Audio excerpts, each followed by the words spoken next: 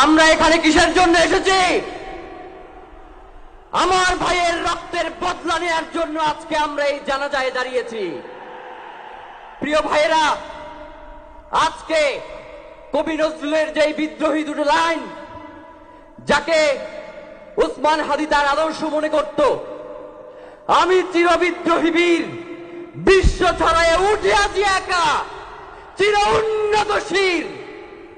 প্রিয় ভাইয়েরা, আপনারা জানেন শরীফ ওসমান হাদিকে এক সপ্তাহ 168 ঘন্টা আগে গুলি করা হয়েছে।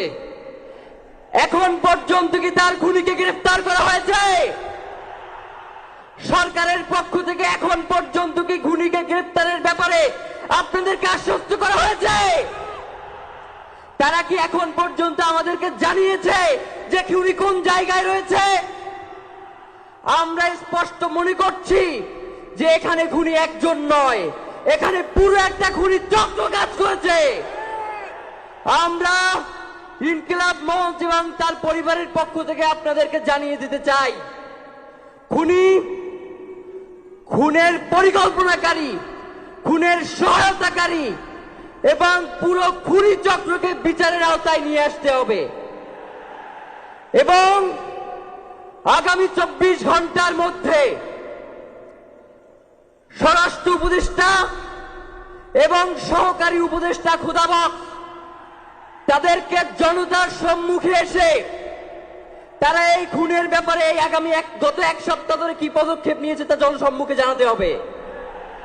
যদি তারা জানাতে না পারে তাহলে তাদেরকে পদত্যাগের জন্য প্রস্তুত থাকতে হবে। আমরা ইনকিলাব মঞ্চ কোনোভাবেই শরীফ ওসমান হাদির রক্তকে বৃথা যেতে দেব না। আমরা ঘোষণা করতে চাই, শরীফ ওসমান হাদির রক্তের মধ্য দিয়ে বাংলাদেশ ইনসাফ কায়েম হবে। আপনাদেরকে তিনি বারংবার বলেছেন, বাংলাদেশের স্বাধীনতা সার্বভৌমত্ব রক্ষা এবং ইনসাফের লড়াইয়ের জন্য আমাদেরকে যদি জীবন দিয়ে দিতে হয় আমরা জীবন দিয়ে দেব, তবু ইনসাফের লড়াই ছাড়ব না। সুতরাং প্রিয় বন্ধুগণ, আমাদেরকে ইনসাফের লড়াই লড়তেই হবে। আপনারা রাজি আছেন কিনা? এবং সেই সাথে আমরা আরো বলতে চাই, সিভিল মিলিটারি ইন্টেলিজেন্সের মধ্যে ঘাপটি মেরে বসে থাকা আওয়ামী দোসরদেরকে চিহ্নিত করে গ্রেফতার করতে হবে।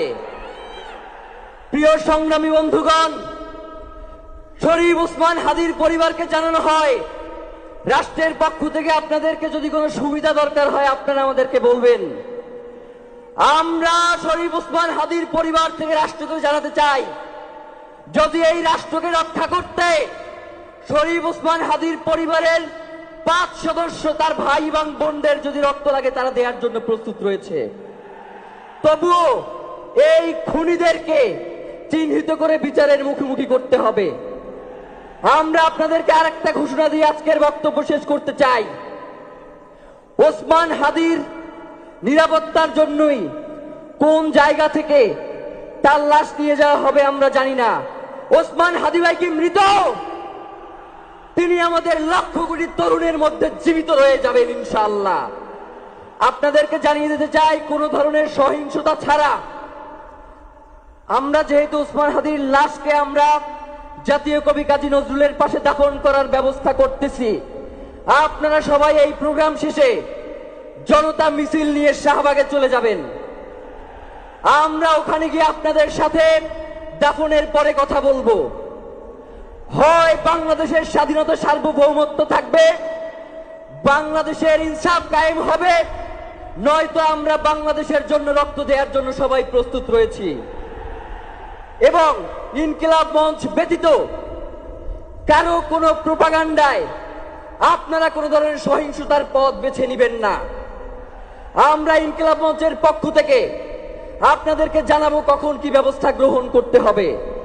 আপনাদের সকলকে, এই লক্ষ লক্ষ মানুষকে, আজকে শরীফ ওসমান হাদির জন্য যারা এসেছেন, শহীদ শরীফ ওসমান হাদি, তাকে আমরা সবাই দোয়া করব এবং তার যেই লড়াইয়ের পথ, তার যেই সাংস্কৃতিক আন্দোলন, তার যেই আধিপত্যবাদের বিরুদ্ধে লড়াই, আমরা সকলে সেটাকে একসাথে প্রতিহত করব।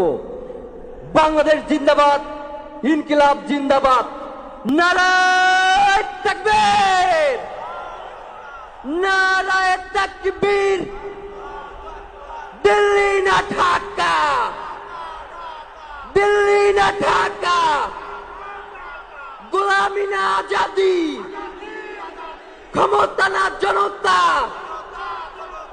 আপোষ না সংগ্রাম, দিল্লি না ঢাকা। আমার ভাই কবরে, খুনে কেন বাহিরে, আমরা সবাই হাদি হব,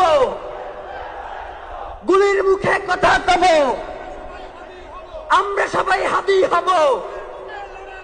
নারায়ে তাকবীর, ইনকিলাব ইনকিলাব, মুজিববাদ মুর্দাবাদ।